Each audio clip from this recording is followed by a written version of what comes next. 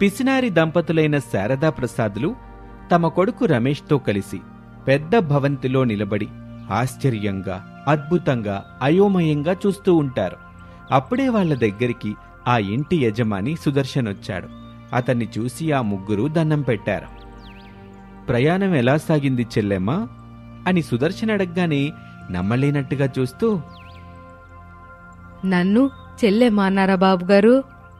అవును చెల్లెమ్మా, నా రిచ్చు కూతురు నీ ఇంటికి కోడలిగా వస్తుందంటే నువ్వు నాకు చెల్లెమ్మవి, ప్రసాద్ గారు నాకు బావగారు, ఇక మీ కొడుకు రమేష్ నాకు అల్లుడవుతాడు అని సుదర్శన్ చెప్పగానే శారదా ప్రసాదు, రమేషు ముగ్గురు ఏమీ అర్థం కానట్టుగా ఒకరిని ఒకరు చూసుకుంటూ ఉంటారు. వాళ్ల చూపులు గమనించిన సుదర్శన్, నేను మాట్లాడుతున్నది మీకు అర్థం కావటం లేదా? అదే బాబుగారు, మీ కూతురు అంటున్నారు, మా కోడలు అంటున్నారు, మా కొడుకునేమో అల్లుడు అంటున్నారు. ఇదంతా అదోలా ఉంది బాబు, కొంచెం అర్థమయ్యేలా చెప్పండి. అయ్యో ప్రసాద్ గారు, మీరు నన్ను బాబుగారు అనకండి, ఇక మీదట మీరు నన్ను బావగారు అని పిలవాలి. ఏంటో బాబుగారు, మాకంతా అయోమయంగా ఉంది. బాబుగారు, మమ్మల్ని ఎందుకు పిలిపించారు ఎంతకే చెప్పలేదు. పిసినారితనంలో డిగ్రీలు తీసుకున్నది ఎవరా అని సర్వే చేయిస్తే మీరు మీ కుటుంబం గురించి మాకు తెలిసింది, అందుకే మిమ్మల్ని పిలిపించాను అని చెప్పి తన గారాల కూతురు అనామికాని పిలిచాడు సుదర్శన్. అనామిక అని పిలవగానే ఖరీదైన చీరలో నగలు ఒళ్లంతా వేసుకుని వాళ్ల ముందుకొచ్చింది అనామిక. మహాలక్ష్మిలా ఉన్నావు తల్లి. నిన్నిట్టా చూడ్డానికి మా కళ్ళు సరిపోవటం లేదమ్మా. రమేష్ మాత్రం అలా అనామికాని చూస్తూ ఉంటాడు. ఏం బాబు రమేష్, నీకు మా అమ్మాయి నచ్చిందా? నచ్చింది బాబుగారు. మరి మా అమ్మాయిని పెళ్లి చేసుకుంటావా? మా అమ్మ నాన్న ఒప్పుకుంటే తప్పకుండా చేసుకుంటాను బాబుగారు అని చెప్పగానే అనామిక సిగ్గుపడుతూ ఉంటుంది. అది చూసిన సుదర్శన్, ఓకే తల్లి, నువ్విక లోపలికి వెళ్ళు, నేను వాళ్లతో మాట్లాడి పెళ్లి ముహూర్తం పెట్టిస్తాను. అలాగే డాడీ అని చెప్పి అనామిక అక్కడి నుంచి లోపలికి వెళ్ళింది. మా అమ్మాయిని చూశారు కదా? చూశాం బాబుగారు. మా అమ్మాయికి మీ అబ్బాయి రమేష్ బాగా నచ్చాడు, అందుకే ఇద్దరికీ పెళ్లి చేస్తాను. మా అమ్మాయిని మీ ఇంటికి కోడలిగా తీసుకువెళ్ళండి. ఎందుకో తెలుసుకోవచ్చా బాబుగారు? సరే, నేను చెప్పేది జాగ్రత్తగా వినండి. నా కూతురు ఏం చూసి మీ అబ్బాయిని ఇష్టపడిందో నాకు తెలియదు, కాని మీ అబ్బాయినే పెళ్లి చేసుకుంటాను అని చెప్పింది. నేను పెళ్లి చేసి పంపిస్తాను. మీ పిసినారితనంతో నా కూతురుకు ఇబ్బందులు మీరు కలిగించాలి. అప్పుడు మళ్ళీ నా కూతురు తిరిగి నా దగ్గరికే వస్తుంది. అయ్యా, ఇదంతా ఎందుకయ్యా? మా అబ్బాయిని పెళ్లి చేసుకోవద్దని మీ కూతురికి చెప్పండి. ఈ పెళ్ళొద్దు, మీ అమ్మాయి మా ఇంటికి రావద్దు. మేమిదంతా చేయలేం బాబు. నేను చెప్తే నా కూతురు అనామిక వినదు, ఇలా చేస్తేనే వింటుంది. అందుకే మీరు చెయ్యాలి, తప్పదు. మంచి రోజు చూసి పెళ్లి ముహూర్తం పెట్టిస్తాను, పెళ్లి చేసి మీ ఇంటికి పంపిస్తాను అని చెప్పగానే శారద దంపతులు ఇక తప్పని పరిస్థితుల్లో ఒప్పుకుంటారు. ఒకరోజున అనామికకి రమేష్కి చాలా గ్రాండ్గా పెళ్లి జరిపిస్తాడు సుదర్శన్. పెళ్లి బట్టల్లో రమేష్, అనామిక కారు దిగి వస్తారు. అన్నయ్య, ఇప్పటి వరకు మీ కూతురు కాబట్టి ఇంత పెద్దగా అందరికి తెలిసేలా పెళ్లి చేశారు. ఇక నుంచి అనామిక మా ఇంటి కోడలుగా ఉండాలి కాబట్టి పాత చీర కట్టుకుని రావాలి. మా అబ్బాయి పాత బట్టలే వేసుకుంటాడు అని చెప్పగానే అదంతా విన్న అనామిక షాక్ అవుతుంది. బేబీ, విన్నావు కదా, వెళ్ళి పాత చీర కట్టుకుని వచ్చేయ్. నా దగ్గర పాత చీరలేమీ లేవు కదా డాడీ. నీకు పాత చీరనే మా అబ్బాయికి పాత బట్టలు తీసుకొచ్చాను కోళ్ళా అని చెప్పి తన దగ్గరున్న ఒక పాత చీరనిస్తుంది శారద. అనామిక ఏమీ మాట్లాడకుండా ఆ చీరను తీసుకుని వెళ్లి కట్టుకుని వస్తుంది. రమేష్ కూడా బట్టలు మార్చుకొని వచ్చేస్తాడు. ఇక వెళ్ళండి. కారులో కాదమ్మా, ఆటోలోను, బస్సులోను, చివరికి సైకిల్ మీద కూడా కాదు. మరి ఎలా? నడుచుకుంటూ వెళ్ళటమే అనామిక అని చెప్పి అనామికను నడిపించుకొని శారద వాళ్ళు తమ పాత మట్టి ఇంటికొచ్చారు. రిచ్ అనామిక అత్తగారింట్లో అడుగుపెట్టి ఇంటినొకసారి చూసింది. ఇంటి పైకప్పు అక్కడక్కడా రంధ్రాలు పడుంది. కూలిపోవటానికి సిద్ధంగా ఉంది. ఇంట్లో ఒక మూల గ్యాస్ పొయ్యి, పాత గిన్నెలు ఉన్నాయి. 2-3 టమాటాలు, ఉల్లిపాయలు అలా ఒక పక్కన పడి ఉన్నాయి. ఇక రైస్ బ్యాగ్ మీద బల్లుంది. అదంతా చూడగానే అనామికకి భయమేసింది. ఇదే ఇంట్లో ఉంటున్నారా అత్తయ్య? అవును కోళ్ళ, మేమందరం ఇదే ఇంట్లో ఉంటున్నాం. ఇప్పుడు నువ్వు కూడా మాతో ఇదే ఇంట్లో ఉండాలి. మేం పెట్టిందే తినాలి. ఏం చేయమంటే అది చెయ్యాలి. సరే అత్తయ్య, ముందైతే ఇంటిని బాగు చేయించండి. వామ్మో, డబ్బులు ఖర్చు అయిపోవు. మా డాడీతో చెప్పి నాకు కావలసిన విధంగా ఇంటిని మారుస్తాను. టీవీ, ఫ్రిడ్జ్, ఇంకా ఏసీ కూడా తెప్పించుకుంటాను. ఆ ఛాన్సు నీకు లేదులే అమ్మా కోళ్ళ. అవుననామిక, నీకు ఆ ఛాన్స్ లేదు. ఇప్పుడు నువ్వు ఎవరి దగ్గరికి వెళ్ళి ఏదడిగినా నువ్వడిగావనుకోరు. పలానా రమేష్ భార్య అడిగిందని, లేదంటే కావాలని అడిగించారని, పలానా శారద కోడలు అడిగిందని అంటారు. అలా గనక జరిగితే మా పరువు పోతుంది. సరే, నేను మీలాగానే మీతో పాటే ఉండడానికి ప్రయత్నం చేస్తాను. చాలా దూరం నుంచి నడిచొచ్చాను కదా, దాహంగా ఉంది. కొంచెం నీళ్ళివ్వండి. ఇప్పుడే తీసుకొస్తాను అని రమేష్ వెళ్ళిపోయాడు. అత్తయ్య, ఫేస్ వాష్ చేసుకుంటాను. సోప్ ఇవ్వండి. ఎట్టా వెళ్ళి అట్ట తీసుకొస్తాను కోళ్ళ. శారదా, పక్కింటికి వెళ్ళకు. మన సోప్ పోయిందని చెప్పి నిన్ననే వాళ్ళ దగ్గర సోప్ తీసుకొచ్చి స్నానం చేశాం కదా అని ప్రసాద్ చెప్పింది విని ఆశ్చర్యంగా చూస్తూ ఉంటుంది అనామిక. అంటే అత్తయ్య, సోపులు కూడా కొనరా? డబ్బులు ఖర్చయిపోతాయి కదా కోళ్ళ అని శారద చెప్తూ ఉండగా రమేష్ వాటర్ బాటిల్ తీసుకుని వచ్చాడు. ఇంత ఆలస్యమైందేంటి? ఇంట్లో ఒక మూల పడేసిన పాత బాటిల్ని వెతికాను. అది కాక బజార్ బోరింగ్ పంపు దగ్గరికి వెళ్ళి నీళ్ళు తీసుకొచ్చేసరికి ఇదిగో ఇంత ఆలస్యమైంది అని రమేష్ వివరంగా చెప్పగానే అనామిక తన చేతిలో ఉన్న బాటిల్ని కింద పడేసింది. ఎట్టా చూడనామేక, మేము చాలా పిసినారోళ్ళం. సంపాదించుకుంటాం కానీ ఖర్చు పెట్టాం. నువ్వు మాతో మా ఇంట్లో ఉండలేవు. అవేవో విడాకులు ఇచ్చేస్తారు కదా, ఇచ్చేసి నీ పుట్టింట్లో ఉండు తల్లి. లేదత్తయ్య, మీరు పిసినారి వాళ్లే కావచ్చు, కానీ ఆయనలో మానవత్వం ఉంది. అదే నన్ను మీ కోడల్ని చేసింది. ఏంటి, నాలో మానవత్వం ఉందా? అది నాకు కనబడకుండా నీకు కనబడిందా? అదేలా అనామిక? ఎప్పుడు కనబడింది, ఎలా కనబడింది? సరిగ్గా వారం రోజుల క్రితం వర్షం పడుతూ ఉంది. నేను సిగ్నల్ దగ్గర కారులో ఉన్నాను. అప్పుడే రోడ్డు పక్కన కడుపుతో ఒక ఆవిడ నొప్పులతో బాధపడుతూ ఉంటే ఎవరు వెళ్ళి హెల్ప్ చేయట్లేదు. నువ్వు మాత్రం వెళ్ళి సహాయం చేసావు. తనని ఎత్తుకొని దగ్గరలో ఉన్న ఆసుపత్రికి తీసుకుని వెళ్ళావు అని చెప్పగానే రమేష్ అదంతా గుర్తు తెచ్చుకుంటాడు. శారదా ప్రసాదులు రమేష్ చేసిన ఆ పనిని మెచ్చుకుంటారు. ఇక ఇలాగే రోజులు గడుస్తూ ఉంటాయి. రిచ్ అనామిక వాళ్లతోనే ఉంటూ రుచి లేకుండా వాళ్ళు పెడుతున్న కూరలు తింటూ, శారద ఇచ్చిన పాత చీరలు కట్టుకుంటూ, వాళ్లతోనే నేల మీద పడుకుంటూ, చిల్లులు పడిన దుప్పటి కప్పుకుంటూ ఉంటుంది. శారద వాళ్ళు ఇదంతా చూసి తట్టుకోలేకపోతారు. మన ప్రేమ కోసం మనింటికొచ్చిన కోడల్ని బాగా చూసుకోవాలి కదా. నిజమే శారద, కానీ ఆ బాబు గారికి ఎదురెళ్తే ఏమవుతుందో తెలుసుగా. మనం ఉండవని చెప్పొద్దు, వెళ్ళమని చెప్పొద్దు, అంతా తనిష్టం అని రమేష్ అంటాడు. ఇక రోజు అనామిక వేసే జోక్స్తో ఇంట్లో అందరూ సంతోషంగా నవ్వుతూ ఉంటారు, సరదాగా గడుపుతూ ఉంటారు. అలా అనామిక వాళ్ళకి ఎంతో ఇష్టంగా మారింది. ఆ ఇష్టం ప్రేమగా మారుతుంది. ఆ ప్రేమను చూసి అనామిక ఎంతో సంతోషపడుతుంది. ఇంట్లో వాళ్ళందరూ అనామికతో సరదాగా గడపడానికి ఇష్టపడుతూ ఉంటారు. ఇది నిజమైన ప్రేమ కాదా తెలుసుకోవాలి అని ఒకరోజు అనామిక అనుకుంటుంది. శారద వాళ్లతో కావాలని ఇలా అంటుంది. మీ పిసినారి వాళ్లతో నేనుండలేను. ఇక నా వల్ల కాదు, నేను వెళ్ళిపోతున్నాను అని చెప్పి అనామిక తన తండ్రి సుదర్శన్ దగ్గరికి వచ్చేసింది. కొన్ని రోజులు గడుస్తాయి. ప్రేమించి నవ్వించి బాగా అలవాటైపోయిన కోడలు అనామిక వాళ్లతో పాటు ఇంట్లో లేకపోయేసరికి శారద వాళ్ళకి అసలు ఏమాత్రం రోజులు గడుస్తున్నట్లుగా అనిపించటం లేదు. అమ్మా, అనామిక మనతో పాటు ఉన్నప్పుడు మన ఇల్లు ఎంత సందడిగానో ఉండేది కదా.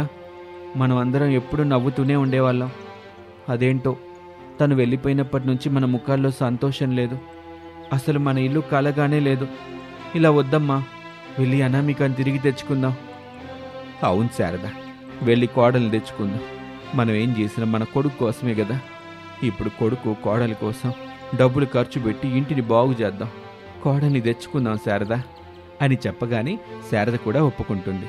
ఓ 2 రోజుల్లోనే ఇంటికి అన్ని రకాల మరమ్మతులు చేయించేస్తారు. ఇక వెంటనే ముగ్గురు సుదర్శన్ దగ్గరికి వెళ్తారు. అనామిక వాళ్ళని చూసి ఎంతో సంతోషపడుతుంది. అన్నయ్య, మా కోడలు అనామికని తీసుకెళ్దామని వచ్చాము.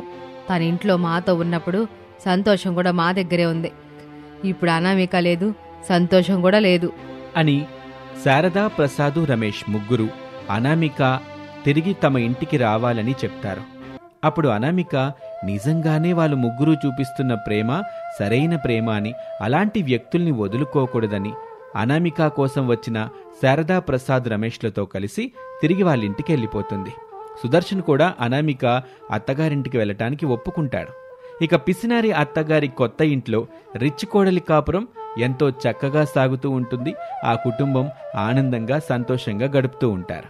ఇది ఇవాల్టి కథ. మరొక ఆసక్తికర కథలో మళ్ళీ కలుద్దాం. అంతవరకు సెలవు. నమస్తే. అతుకుల చీరల్లో కూరగాయల బుట్టలు నెత్తిన పెట్టుకుని పేద అత్తాకోడళ్ళు శారదా, అనామికలు ఇంటి నుంచి వెళ్తూ ఉండగా దారిలో ఒకచోట శారదకి తెలిసిన అపర్ణ కనబడింది. కోళ్ళ అట్ట చూడు, అక్కడ నిలబడున్నది అపర్ణే కదూ? అవునత్తయ్య, అపర్ణ పిన్నే. ఎంత దూరం వచ్చి మన ఇంటికి రాకుండా అట్ట రోడ్డు మీద ఎందుకు నిలబడినట్టు కోళ్ళ? నాకు మాత్రం ఏం తెలుసు అత్తయ్య. తెలుసుకొని రమ్మంటే వెళ్ళి తెలుసుకొని వస్తాను.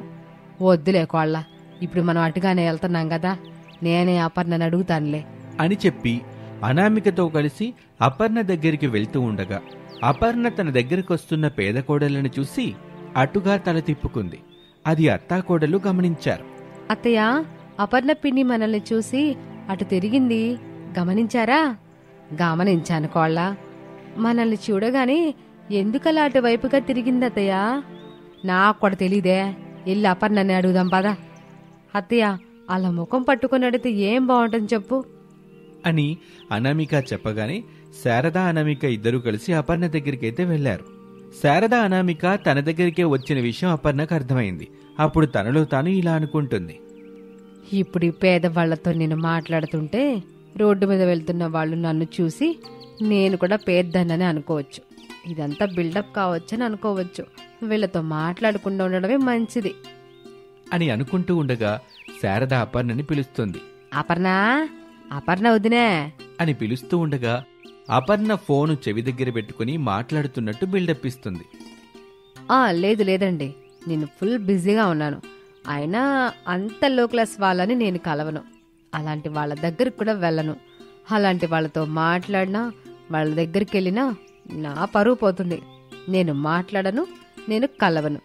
అయినా తినడానికి తిండి, వేసుకోవడానికి సరైన బట్టలు కూడా లేనప్పుడు ఎందుకండి భూమికి భారంగా బ్రతకడం అని అంటూ ఉండగా శారదా, అనామికలు ఒకరినొకరు చూసుకుంటారు.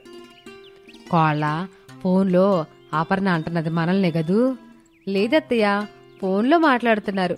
మరి అవతల ఎవరు మాట్లాడుతున్నారో మనకు తెలియదు కదా. మనల్నే అంటున్నదని మనం ఎలా అనుకుంటాం చెప్పండి అని అనామిక అంటుండగా అప్పుడే సడన్ గా అపర్ణ ఫోను రింగ్ అవుతుంది. అపర్ణ టక్కుమని తన ఫోన్ని ఆపేసి శారదని చూస్తుంది. అబ్బబ్బబ్బా, ఈ అడుక్కునే వాళ్ళకి చక్కగా బట్టలేసుకునుండే డబ్బున్న వాళ్ళు ఎక్కడైనా కనబడితే చాలు అక్కడికి డబ్బుల కోసం వచ్చేస్తూ ఉంటారు అని కొంత డబ్బు తీసి శారద చేతిలో పెడుతుంది. శారద బాధగా, ఆపర్నొదినా, ఈ రోజు నీ దగ్గర డబ్బుందని మంచి చీర కట్టానని ఇట్టా మాట్లాడుతున్నావు.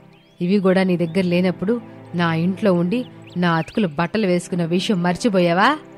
ఇలా చూడు, ఎవరిని చూసి ఎవరనుకుంటున్నావు? నా పేరు అపర్ణ కాదు, నేను మీ వదినని కాదు. నువ్వు డబ్బు కావాలని నా దగ్గరకు వచ్చావు. నీకు ఈ డబ్బులు ఇచ్చాను. నీకు డబ్బులు కావాలంటే తీసుకెళ్ళు, వద్దంటే ఇక్కడి నుంచి వెళ్ళిపో. ఎందుకు అపర్ణ పిన్ని అంత దారుణంగా మాట్లాడుతున్నారు?